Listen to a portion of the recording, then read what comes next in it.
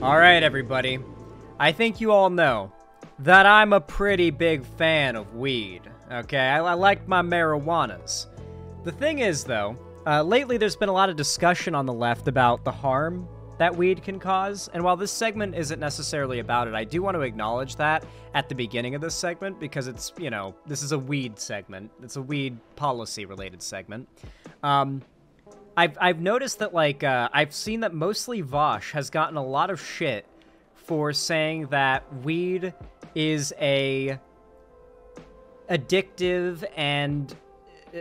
drug, and people who constantly use it are generally insufferable.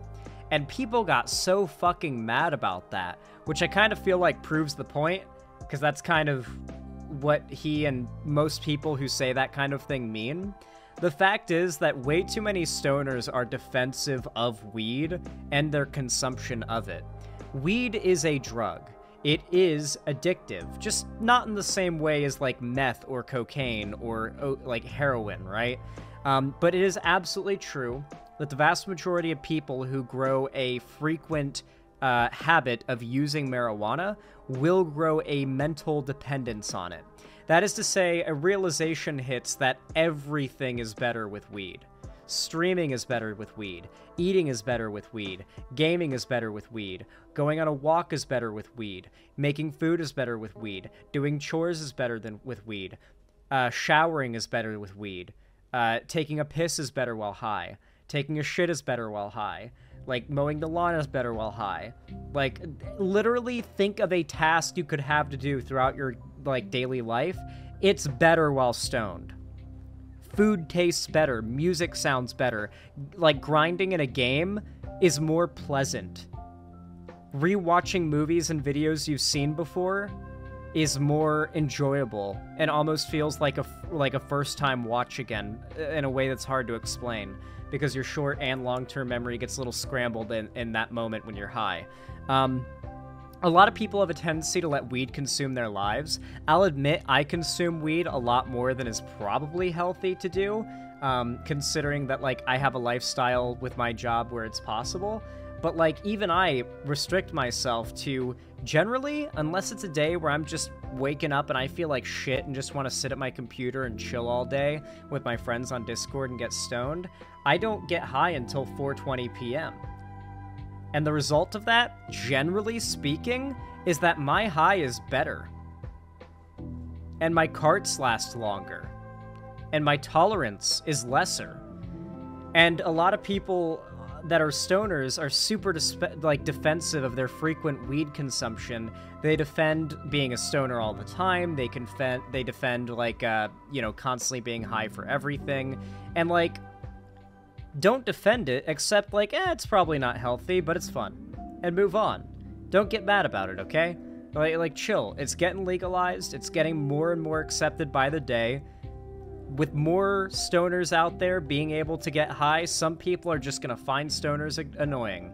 And to be fair, most stoners truly are annoying. If you are not one of the annoying stoners, then you agree with this statement. It's like anime. If you're one of the not weird anime watchers, you agree that the anime fandom is infested with fucking weirdos. If you disagree with that claim, you're one of the fucking weirdos. Does that make sense? It's the same thing with weed. If you're not self-aware that the weed community is filled with obnoxious, like, in denial about addiction, like, annoying assholes, then you're not a part of the problem, if you're not in denial about it. And you're also annoyed.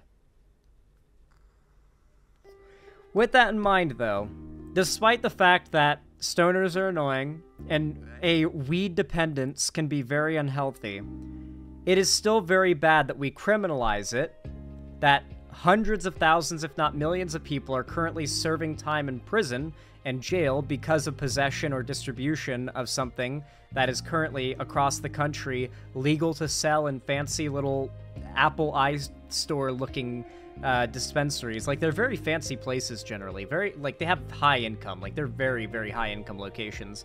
Anyway, weed is good. Legalizing it is good. And something that'll make you very happy about the fact that we're voting blue no matter who this election is that right now Democrats are urging the Biden administration to deschedule marijuana. That's right, to literally deschedule marijuana on a federal level as a criminalized substance. It wouldn't be controlled, it wouldn't be criminalized, it effectively wouldn't be illegal anymore on a federal level if it was descheduled by the DEA.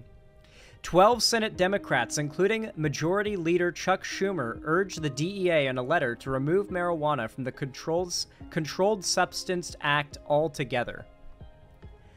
Senate Democrats are putting new pressure on the Biden administration to ease federal restrictions on marijuana in a new letter to the Drug Enforcement Administration on Tuesday, as it considers rescheduling cannabis after it was federally classified more than 5 decades ago.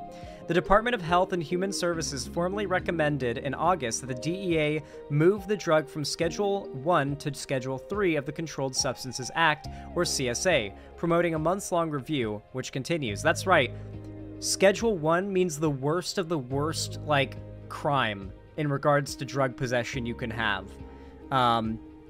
So, like, marijuana was Schedule 1. As in, like, you were in deep shit for having weed. One of the best examples of the racial, like, discrimination that became very, apparent around weed. Like, they're racializing of it back in, like, the 1960s and 70s. God, I hope they deschedule. That's the best case scenario. It really is. The case for removing marijuana from the Schedule 1 is overwhelming. The DEA should do so by removing cannabis from the CSA altogether rather than simply placing it in a lower schedule, the senators wrote in the letter, first obtained by NBC News. Rescheduling the drug or removing it entirely would have significant implications for the marijuana industry and for cannabis users, some of whom consume it for medical purposes. Since 1971, cannabis has been under Schedule 1, the highest classification of the CSA, along with drugs like heroin and LSD. Also, LSD being Schedule 1 is also bullshit, which the government formally considers to have high potential for abuse and no accepted medical use. Even so, 40 states and Washington, D.C. have legalized some form of cannabis for either recreational or medical use, leaving consumers and business owners to operate in a patchwork of changing laws across the country. The DEA told lawmakers this month that despite the historic recommendation by the Department of Health and Human Services over the summer, it, quote, has the final authority to reschedule, or deschedule a drug under the Controlled Substances Act based on scientific and medical evaluation. The White House had hoped to make a rescheduling announcement close to the 1-year mark since President Joe Biden ordered the DEA to review HHS's recommendation in October 2022 and to use it as a campaign issue at the ballot box in November, according to the 5 sources with knowledge of the situation. Senate Democrats argued in Tuesday's letter that the Biden administration should promptly remove the drug from Schedule 1 before it ultimately deschedules it. Quote, the Biden administration has a window of opportunity to deschedule marijuana that has not existed in decades and should reach the right conclusion. It is true, right now is the time it could happen, like, easier than ever. Consistent with the clear scientific and public health rationale for removing marijuana from Schedule 1 and with the imperative to relieve the burden of current federal marijuana policy on ordinary people and small businesses, they wrote. In addition to Warren, Fetterman, and Schumer, the letter was signed by, hey, listen, Fetterman W. He signed the letter to get the DEA to try to deschedule marijuana. He's been cringe on a lot of stuff lately, but at least he did something good. Cory Booker, Ron Wyden, who both worked with Schumer to put forward a comprehensive marijuana reform proposal that would end federal prohibition and decriminalize cannabis legalization that has not gained the necessary support across the aisle. So, you guys may be wondering, why is this so important? Like, maybe you live in a state where weed is legal and you just go to the dispensary and you get weed and it's like, okay, well, I guess it's nice if weed gets legalized elsewhere, but, like, why does that matter to me as an American who lives in a state where weed is already legal? Or you can just buy it in dispensaries, right? The reason why this matters for you is, how much does it suck to have to take cash to the dispensary, count up your cash at the counter, and, like, divvy out how much you can afford to get based on how much cash you have, or even worse, you go to the dispensary, you use your debit card at the ATM if they have one, and they have a limit of, say, at my dispensary, $130. And so while that's a lot of money and all, weed's expensive. That's not that much weed, and that's gonna make you have to revisit the dispensary pretty soon, simply because the ATM limits how much you can take out at the machine. And they charge you a fee for pulling out the money in the first place. And, well, at least in my state, the taxes are included in the price just straight up, like, as well as with a sale, so that's nice. You know, you know what you're paying, like, outright, just knowing what the prices are on the weed. That's super nice about Washington's weed sale. But do you know why you have to use cash? Because dispensaries, well, allow me to put on a video that'll explain it better. Why dispensaries need federal legalization. This is what we're fighting for, guys. This is big. Every weed smoker in America should care about this.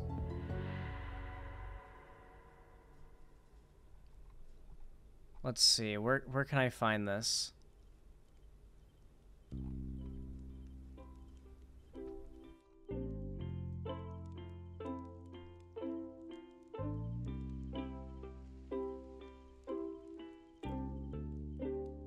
This is a Scripps News bit from 5 months ago about this story, but back when it was less developed. The federal... So let's see if they repeat the points that I want to hit on here. Government first classified cannabis, marijuana, as a Schedule I drug back in 1970 with the Controlled Substances Act. For years, it sat alongside heroin in our country as a Schedule I drug under federal law. Well, now the Drug Enforcement Administration, the DEA, has a big decision to make. Do they keep cannabis as a Schedule I drug, or do they change it, impacting marijuana laws from coast to coast? The decision now in the hands of an agency that has been here before. In 2016, during the Obama administration, the DEA wrote this letter to two governors seeking to reclassify the drug. Marijuana will remain a Schedule I controlled substance, the agency wrote at the time. Of course, a lot has changed in the last 7 years. 23 states have now legalized it for recreational use. Minnesota, the latest. It's been 5 months and now it's 40. Well, I guess 23 for recreational, but 40 in all ways, I guess. Both medical and recreational, I guess, included. And it would be 40 states. Earlier this year. It's certainly a big deal that a federal agency is finally admitting that cannabis does not belong on Schedule I of the Controlled Substances Act. Morgan Fox is the political director of the National Organization for the Reform of Marijuana Laws. He says the fact that last week the Department of Health and Human Services recommended to the DEA a change is significant, but the recommendation it become a Schedule III drug doesn't exactly do a lot for cannabis users. It would not have any sizable impact on the criminal justice aspects of prohibition. Fox says the biggest impact would likely be on cannabis business owners, who may be eligible for more tax breaks and perhaps some researchers. But the schedule switch would still make it illegal at the federal level. Fox says there remains big questions if the DEA will even go through. It would be nice, and there would definitely be an upping in the quality of weed. Like, we definitely see weed get better. They would, create better strains, because they're, weed is getting, especially if you consume vapes like I do, like these, they're getting better and better and better and better and better every year. Yeah, hard hitters, or what are these, swift hitters or something? I've seen hard hitters. Those are a thing in my dispensary. I've never seen these. But yeah, they're getting better and better and better as, the science behind weed gets more refined, and they do more research on it and find ways to scientifically enhance the marijuana high. And so you just get I feel like the weed that I had from dispensaries back when I first moved to California was notably worse than the dispensary weed that I get today. And that's both in California back before I moved, and especially since I got to Washington. They're called heavy hitters? Okay, I got it right. Through with the classification change. After all, the agency has rejected it before, and it's why he believes Congress needs to step in. The DEA could very well take their time on this, and Washington weed is way better than California weed, Perry Icefire. As someone who lived in both, has lived in both places, and smoked a lot of weed in both places. I smoked more weed in California than I have here. California weed is not better. The weed I got within, like, I came to Washington, and Doe came over to let me use one of its vapes that it had, like, left over after I ran out of weed and I didn't have transportation and I needed an emergency vape before stream. And they were around, so I was just like, hey, do you guys want to come over? And I could use your backup vape you offered me. And it was like, yeah, sure. And so Doe came over, offered me the vape. I took a hit from it like I would. Like, I took this type of hit from it when I first received it. Way fucking stronger than this. I proceeded to cough, sweat, tear up, and turn red as I just coughed just gutturally for the next 20 minutes. High out of my goddamn mind. I couldn't see. I was so fucking high, dude. I was just seeing a blur through, like, water in my eyes, dude. I was so fucking high. I hit that thing like it was one of those baby bitch California vapes. It hit me hard. It was a Fat Panda vape. It was a Sticky Frog from Fat Panda. Very good. That is the top tier of disposable vape brands when it comes to weed, at least in Washington. Historically, they have taken years. Is there frustration in the cannabis community directed at the Biden administration for how slow this is all taking? We'd obviously like to see things moving a lot faster. We did reach out to the DEA for perspective on how long their review might take. Hank! Officials got back to us saying that the process is beginning now and that they have nothing further to share. At the White House, the Biden administration not putting any pressure on the DEA publicly to act. Dude, I really hope they deschedule it. This video didn't get into it. I want to show a video that breaks down why it's so important. Man, I can't find a video about this that explains it. I suppose I'll have to be the video in that case. So basically, without federal legalization, it means that banks are not legally allowed to loan out to people who want to start a dispensary business. You can't store your money at those banks. You can't use the debit cards or like credit cards those banks have to make purchases.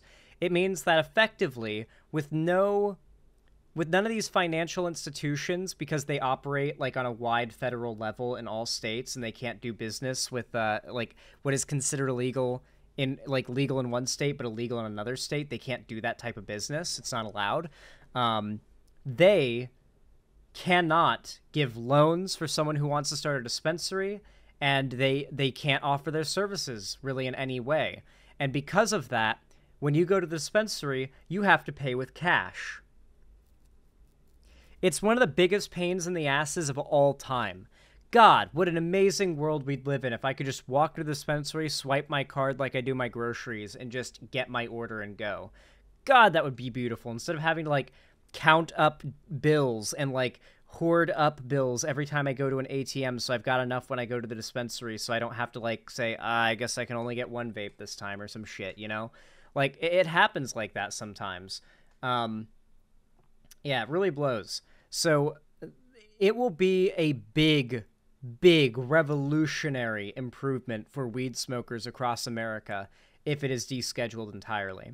But Zan, I was able to pay for mine with my debit. Maybe it depends on state. So Perry Icefire, some dispensaries, I'm glad you mentioned this, some dispensaries have found workarounds in that there are individual private payment platforms that are very small scale that basically operate on a state level and are able to get away with this kind of stuff. So basically, usually when this happens, it'll be like, go ahead and swipe your card and punch in the number at this terminal, and you can, like, tell, or even if you ask them, like, how is this possible, they'll explain it to you, because I've had this explained to me because I asked when I was able to do this once, that they work with an independent, like, union or, like, small-scale bank. I forget exactly what it is. Hold on. Why can some dispensaries use debit card? This is I'm glad you asked this question. Yeah, nothing's coming up that says you can. But okay, I swear I've been to a dispensary before where you could swipe your card and get and just order your weed that way. And it was through some like private payment processor of some kind, you know? I imagine very similar to how when big banks and payment processors like boot big Nazi figures off of their services and they're forced to resort to like really niche payment processors in order to like manage their finances. Some of these dispensaries do that, I guess. Maybe they run their own banks. My understanding is like Cash App. It might be something like Cash App. That's what I mean. Like some sort of middleman is taking place there that's making it possible. Were you in Canada? I have never been outside of America. I promise you, I was not accidentally in Canada when I was in California. I might have accidentally been in Mexico, would have been the closest thing, but I was about 50 minutes away by car from the border, so no. Anyway, yeah. Really big deal if this actually ends up going through. Let's hope Biden is able to rake in this W. There will be no taking that away from him if he oversees the full federal legalization of weed across the board. That would just be a historic W that Biden would not be able to have taken from him by the right, no matter how shamelessly dishonest they are. No matter how much they're willing to lie and say the left is actively doing a thing that right now the headlines are literally blowing up with stories about the right doing explicitly, you know? Lord, what crazy times we live in. The right has honestly never been more dedicated to dishonesty than they are now, I feel like. They're just so brazen about it. I feel like they've gotten braver than ever.